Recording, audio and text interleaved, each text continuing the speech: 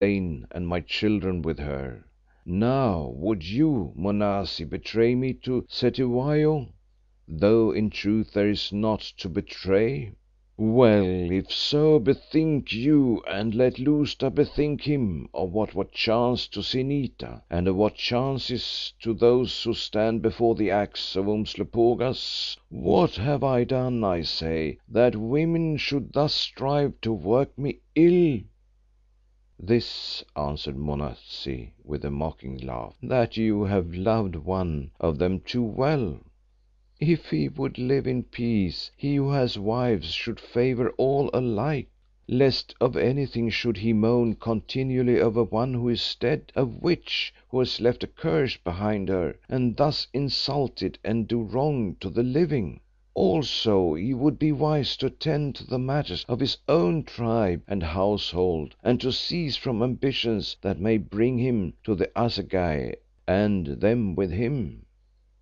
"I have heard your counsel, wife, so now begone," said Umslopogaas, looking at her very strangely, and it seemed to me not without fear. "Have you wives, Macumazahn?" he asked of me in a low voice when she was out of hearing. "Only among the spirits," I answered. "Well for you then. Moreover it is a bond between us, for I too have but one true wife and she also is among the spirits. But go rest awhile and later we will talk." So I went, leaving the Chief to his business, thinking as I walked away of a certain message with which I was charged for him, and of how into that message came names that I had just heard, namely that of a man called Lousta and of a woman called Monazi. Also I thought of the hints which in her jealous anger and disappointment at her lack of children, this woman had dropped about a plot against him who sat on the throne of Chaka, which of course must mean King Cetywayo himself. I came to the guest hut, which proved to be a very good place and clean. Also in it I found plenty of food and ready for me and for my servants. After eating I slept for a time, as it is always my fashion to do when I have nothing else to hand, since who knows for how long he may be kept awake at night. Indeed it was not until the sun had begun to sink that a messenger came, saying that the Chief desired to see me if I had rested. So I went to his big hut, which stood alone with a strong fence set around it at a distance, so that none could come within hearing of what he said, even at the door of the hut. I observed also that a man armed with an axe kept guard at the gateway in this fence round which he walked from time to time. The chief Umslopogaas was seated on a stool by the door of his hut with his rhinoceros horn handled axe, which was fastened to his right wrist by a thong, leaning against his thigh, and a wolfskin hanging from his broad shoulders. Very grim and fierce he looked thus, with the red light of the sunset playing on him. He greeted me and pointed to another stool on which I sat myself down. Apparently he had been watching my eyes, for he said, "I see that like other creatures which move at night, such as leopards and hyenas, you take note of all, O Watcher by Night, even of the soldier who guards this place, and of where the fence is set and how its gate is fashioned." "Had I not done so I should have been dead long ago, O Chief." "Yes, and because it is not my nature to do so as I should, perchance I shall soon be dead. It is not enough to be fierce and foremost in the battle, Macumazahn. He who would sleep safe and of whom when he dies folk will say, 'He has eaten,' that is, he has lived out his life, must do more than this. He must guard his tongue and even his thoughts. He must listen to the stirring of rats in the thatch and look for snakes in the grass. He must trust few, at least of all those who sleep upon his bosom. But those who gave the lion's blood in them, or who are prone to charge like a buffalo, often neglect these matters, and therefore in the end they fall into a pit." "Yes," I answered, "especially those who have the lion's blood in them, whether that lion be man or beast." This I said because of the rumours I had heard that this slaughterer was in truth the son of Chaka. Therefore, not knowing whether or not he were playing on the word lion, which was Chaka's title, I wished to draw him, especially as I saw in his face a great likeness to Chaka's brother Dingaan, whom it was whispered this same Umslopogaas had slain.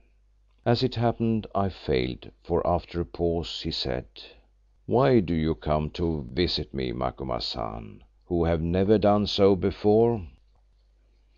"I do not come to visit you, Umslopogaas. That was not my intention. You brought me, or rather the flooded rivers and you together brought me, for I was on my way to Natal and could not cross the drifts." "Yet I think you have a message for me, White Man, for not long ago a certain wandering witch doctor who came here told me to expect you and that you had words to say to me." "Did he, Umslopogaas? Well, it is true that I have a message, though it is one that I did not mean to deliver." "Yet being here perchance you will deliver it, Macumazahn, for those who have messages and will not speak them, sometimes come to trouble." "Yes, being here I will deliver it, seeing that so it seems to be fated. Tell me, do you chance to know a certain small one who is great, a certain old one whose brain is young, a doctor who is called Opener of Roads?" "I have heard of him, as have my forefathers for generations." "Indeed, and if it pleases you to tell me, Umslopogaas, what might be the names of those forefathers of yours who have heard of this doctor for generations? They must have been short-lived men, and as such I should like to know of them." "That you cannot," replied Umslopogaas shortly, "since they are Hlonipa, that is, not to be spoken in this land."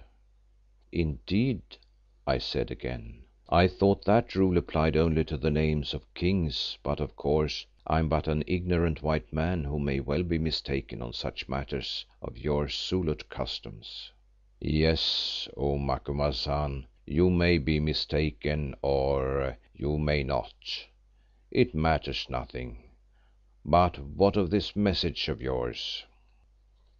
"It came at the end of a long story, O Bulalio, but since you seek to know, these were the words of it, so nearly as I can remember them."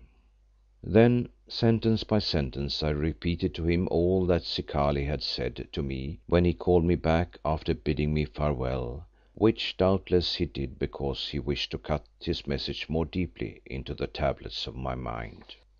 Umslopogaas listened to every syllable with a curious intentness and then asked me to repeat it all again, which I did. "Lousta, Monazi," he said slowly. "Well, you heard those names today, did you not, White Man? And you heard certain things from the lips of this Monazi who was angry, that gives colour to that talk of the Opener of the Roads. It seems to me," he added, glancing about him and speaking in a low voice, "that what I suspected is true, and that without doubt I am betrayed."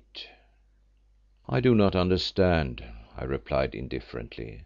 "All this talk is dark to me as is the message of the Opener of Roads, or rather its meaning. By whom and about what are you betrayed?" "Let that snake sleep. Do not kick it with your foot. Suffice it you to know that my head hangs upon this matter, that I am a rat in a forked stick, and if the stick is pressed on my heavy hand, then where is the rat? Where all rats go, I suppose, that is, unless they are wise rats that bite the hand which holds the stick before it is pressed down." "What is the rest of this story of yours, Macumazahn, which was told before the Opener of Roads gave you that message? Does it please you to repeat it to me that I may judge of it with my ears?" "Certainly," I answered, "on one condition, that what the ears hear, the heart shall keep to itself alone." Umslopogaas stooped.